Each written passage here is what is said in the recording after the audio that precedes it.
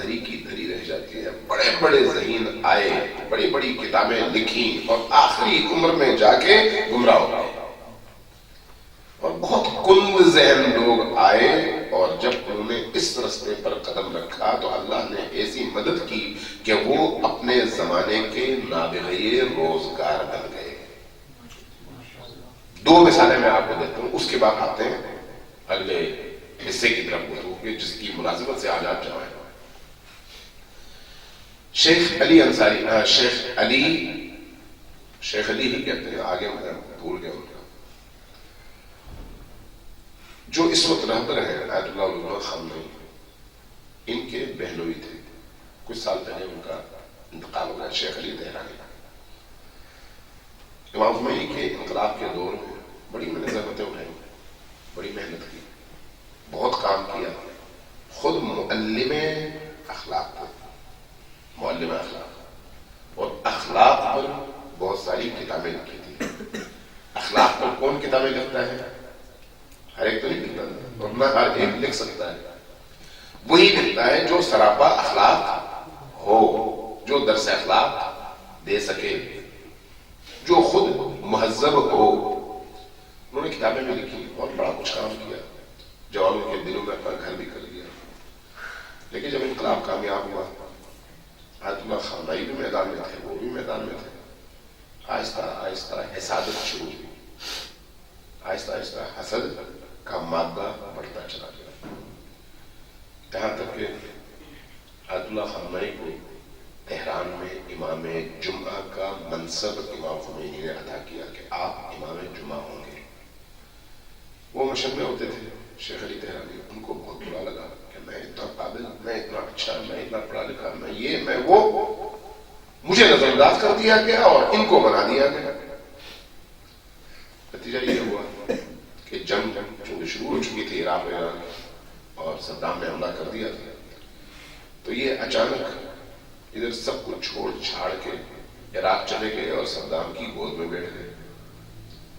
پھر وہاں سے ریڈیو فارسی شروع ہوا, اور اس ریڈیو فارسی کے ذریعے سے شیخ علی تہرانی صدام کا سخنگو اور ترجمان بن گیا امام خمینی اور انقلاب اسلامی کے خلاف.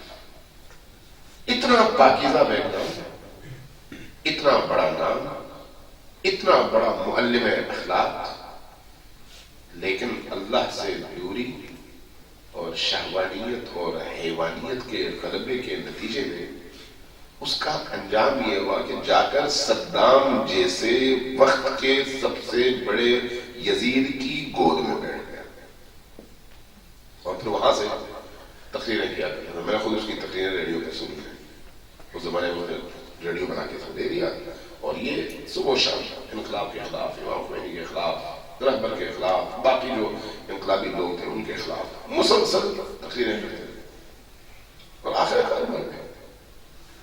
یہ ایک مثال ہے اللہ سے دوری کی کہ اس کے نتیجے میں اتنے اونچے منصب پر پہنچا ہوا آدمی, جس کی آواز میں, جس کی ندا میں, جس کے پیغام میں تاثیر تھی, وہ اتنا گر گیا.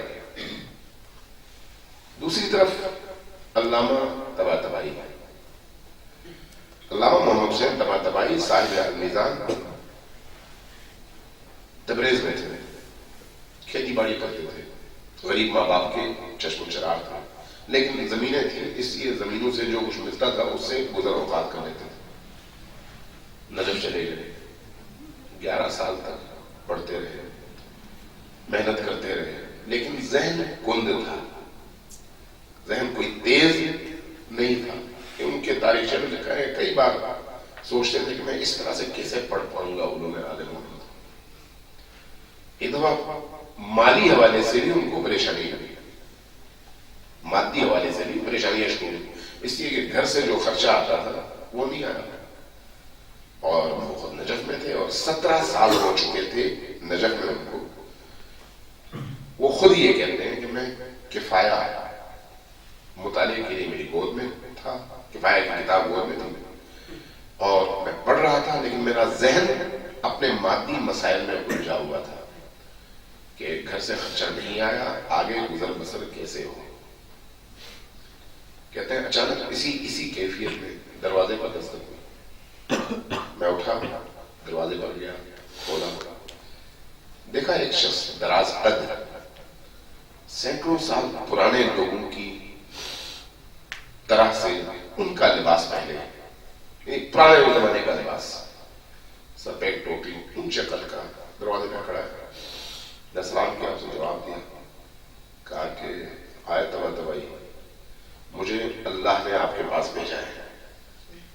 کہتے ہیں پریشان ہو گیا, اللہ نے بھیجا ہے کیا مطلب؟ کہا کہ پیغام دے کر بھیجا ہے. وہ یہ ہے کہ گزشتہ 11 سالوں میں کب ہم نے تمہیں بھوکا رکھا کہ اب تم اپنے مادی مسائل کی وجہ سے پریشان ہو. اطمینان سے پڑھائی جاری رکھو, اللہ تمہارے سر پر موجود ہے, وہ تمہاری مدد کرے گا. یہ کہا, اور اس کے بعد کہتے ہیں کہ میں نے دیکھا, میں اپنی جگہ بیٹھا ہوا ہوں جہاں پر پہلے موجود تھا اور کتاب میری گود میں تھی. کہتے ہیں میں نے گویا دیکھا کہ یہ سب کچھ عالم معنی میں انجام پایا ہے, عالم مادہ میں نہیں. اس شخص نے اپنا تعارف بھی کروایا کہ میرا نام حسین ولی ہے, اور اپنا بتایا کہ میں آپ کے اپنے شہر کا باسی ہوں. پھر یہ سارا ڈائلاگ. کہتے ہیں میں نے جب مجھے محسوس ہوا کہ عالم رویہ میں یا عالم معنی میں یہ سب کچھ ہوا ہے, نیند میں تو نہیں تھا, میں جاگا ہوا تھا, لیکن عالم معنی میں یہ سب کچھ ہوا ہے. تو کہتے میں سوچتا رہا کہ مجھے حوزہ نجف میں آئے ہوئے 17 سال ہوئے ہیں, اور اس شخص نے آ کے کہا کہ گزشتہ 11 سالوں سے کب ہم نے تمہیں تمہارے حال پر چھوڑا ہے. تو اس 11 سال کا مطلب کیا ہے؟ مجھے تو آئے ہوئے 17 سال ہوئے. کہتے ہیں میں سوچتا رہا, آخر میں مجھے یہ بات سمجھ آئی کہ اگرچہ مجھے حوضے میں آئے ہوئے 17 سال ہوئے ہیں, لیکن جب سے میں نے اپنے سر پہ رسول اللہ کا امامہ اور بدن پہ رسول اللہ کا لباس پہننا شروع کیا ہے, اس کو ہو گئے ہیں 11 سال. لہذا اللہ کے اس پیغام رساں شخص نے بھی ان 11 سالوں کا حوالہ اللہ کی طرف سے دیا ہے. جب یہ سب کچھ میرے لیے حل ہو گیا تو میں اطمینان میسر ہوا, اور میں نے اپنی پڑھائی شروع کر دی. پھر میری مادی ضرورتیں بھی پوری ہو گئی.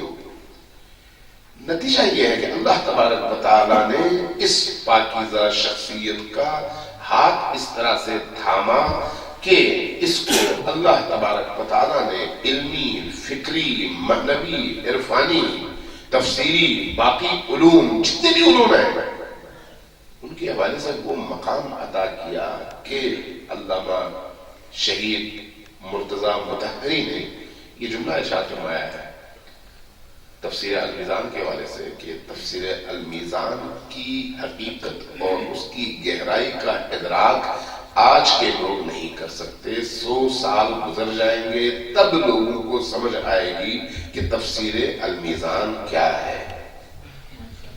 کیوں؟ اس لیے کہ اللہ تبارک و تعالیٰ نے اتنا ان کو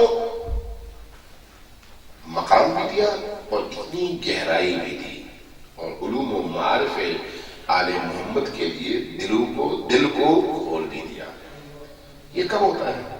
جب انسان اپنے آپ کو پاکیزہ کر لیتا ہے, اپنی زبان کو پاکیزہ کرتا ہے, اپنی آنکھوں کو پاکیزہ کرتا ہے, اپنے کان کو پاکیزہ کرتا ہے, اپنے پیٹ کو پاکیزہ رکھتا ہے. انسان جب اس طرح کی طہارت روح کا حامل بن جائے, اور یہ چیز مدرسے میں ممکن ہے, مدرسے سے باہر آسان نہیں ہے, ناممکن نہیں ہے لیکن آسان نہیں ہے. مدرسے میں بڑی سہولتیں ہوتی ہیں اس حوالے سے, معنویت کے تمام مراحل کے لیے انسان کو زمینہ آمادہ مل جاتا ہے. صلوات بھیجیں اللہم صلی علی محمد وآل محمد. ایک اور پھر صلوات بھیجیں اللہم صلی علی محمد وآل محمد. اب آتے ہیں امام خمینی کی طرف. امام خمینی نے جو انقلاب برپا کیا, جس کی آج سالگرہ منائی جا رہی ہے, آج رات کو اور کل بھی ہے, اور آج آپ اسی لیے جمع ہوئے, آپ مجھے بتائیں کہ امام خمینی نے جو کام کیا وہ کیسا کام ہے؟ یقیناً امام خمینی ایک ایسا انقلاب لے کر آئے اور وہ کام کیا ہے جس کا خواب تاریخ تشیع میں ہر بڑے انسان نے دیکھا ہے. آپ جب غدیر کی بات کرتے ہیں تو غدیر کیا ہے؟ ولایت علی کا اعلان. آیا ولایت تشریعی کا اعلان یا ولایت تکوینی کا اعلان؟ جی ولایت تشریعی کا اعلان ہے. ولایت تکوینی کا تو اعلان کرنے کی ضرورت نہیں تھی. کوئی قبول کرے نہ کرے، مانے نہ مانے، ولایت تکوینی کو حاصل تھی. تشریعی ولایت کے حوالے سے اعتراض تھا اور اسی پر اختلاف تھا، اور وہی اختلاف آگے بڑھا، خلافت میں تبدیل ہوا اور لوگ خلیفہ بن گئے. ایسا ہی ہے. آپ تشریعی ولایت سے کیا مراد رکھتے ہیں؟ یعنی حاکمیت، حکومت. حکومت یعنی نفس کی حکومت نہیں، اللہ کی حکومت، اللہ کے قانون کی حکومت، اللہ کے دستور کی حکومت، اعلیٰ انسانی ویلیوز کی حکومت، اعلیٰ اقدار کی حکومت. ایسا ہی ہے. یہ خواب ائمہ نے دیکھا ہے نا؟ دیکھا، لیکن عملی تعبیر کیسے پیش آئی؟ امام خمینی کے ذریعے سے. کوئی چھوٹی بات نہیں. امام علی یہی چاہتے تھے، امام حسن یہی چاہتے تھے، امام حسین یہی چاہتے تھے، باقی ائمہ یہی چاہتے تھے. آپ جب حضرت صاحب الزمان کے حوالے سے بات کرتے ہیں اور ان کے انتظار کے فلسفے کو دیکھتے ہیں تو وہ فلسفہ بھی یہی ہے کہ وہ جب تشریف لائیں گے تو کرۂ ارض پر اللہ کی حاکمیت قائم کریں گے. ایسا ہی نہیں. کرۂ ارض پر اللہ کی حاکمیت کے علمبردار امام زمان ہوں گے، امام اعظم ہوں گے. ایسا ہی ہے. امام خمینی نے کیا کیا؟ کرۂ ارض میں سے ایک خطے پر اللہ کی حاکمیت قائم کریں. کس سے لڑ کر؟ اپنے زمانے کے تمام طاغوتوں سے لڑ کر. تمام طاغوتوں سے. وہ طاغوت چاہے ابا و قبا اور جبے میں ہو، چاہے تخت سلطنت پر بیٹھا ہوا ہو. چونکہ بہت سارے لوگ طاغوت بن جاتے ہیں جبے میں آ کر. جب کوئی حیثیت ملتی ہے ان کے اندر کا طاغوت اٹھ کھڑا ہو جاتا ہے. یہ نہ سمجھیں کہ طاغوت صرف شاہون کو کہتے ہیں. یہ نہ سمجھیں کہ سرکشی اور عصیان صرف مادی دنیا میں زندگی گزارنے والے لوگوں میں ہی جنم لیتی ہے. نہیں، عصیان اور سرکشی کا تعلق نفس انسانی سے ہے، اور نفس انسانی سب میں مشترک ہے، چاہے وہ مدرسے کا ہو چاہے وہ بیرون مدرسہ ہو. مدرسے والے کے اوپر چونکہ دین کا لبادہ ہوتا ہے اس لیے نظر کم آتا ہے. مدرسے سے باہر چونکہ دین کا لبادہ نہیں ہوتا اس لیے لوگ آسانی سے دھوکہ نہیں کھاتے، اس لیے سرکشی ہوتی ہے دین کے لبادے کے بغیر. اس وقت جو طالبان اور یہ جو شدت پسند عناصر ہیں ان کی بہت ساری جگہوں میں قبولیت ہے یا نہیں ہے؟ بہت سارے معاشروں میں، بہت سارے علاقوں میں قبولیت ہے. کیوں ہے؟ ان کی ذات کی وجہ سے یا ان کے نعرے کی وجہ سے؟ ان کے نعرے کی وجہ سے. نعرہ کیا ہے؟ شریعت. جب شریعت کا ڈھونگ رچایا جاتا ہے، جب شریعت کا لباس استعمال کیا جاتا ہے، جب شریعت کا نام استعمال ہوتا ہے تو چونکہ لوگ شریعت کو پسند کرتے ہیں اس لیے شریعت کا نعرہ لگانے والوں کو بھی پسند کرتے ہیں، اگرچہ اس شریعت کے لباس میں تابوت چھپا ہوا. امام خمینی کے مقابلے میں جو لوگ آئے ان میں ایک بڑی تعداد ان تابوتوں کی تھی جو شریعت کے لباس میں چھپے ہوئے تھے، اس لیے کہ ان کی حکومت جاتی تھی. حکومت سے مراد کیا ہے؟ حکومت بعض اوقات ایک سلطنت پہ ہوتی ہے، ایک سرزمین پہ ہوتی ہے، جیسے پاکستان ہے، ایران ہے، عراق ہے، لبنان ہے، دوسرے ممالک ہیں. بعض اوقات ہر شخص نے اپنی ایک سلطنت بنائی ہوتی ہے، اپنی ایک حکومت بنائی ہوتی ہے. ہر شخص اپنی وسعت اور اپنے ظرف کے مطابق ایک حکومت بناتا ہے. بعض اوقات یہ تنظیم کی سربراہی سلطنت اور ریاست بن جاتی ہے، کسی تنظیم کی سربراہی. بعض اوقات کسی مدرسے کی سربراہی ریاست اور حکومت بن جاتی ہے. بعض اوقات کسی اور آرگنائزیشن کی سربراہی یا اس کی مالکیت انسان کو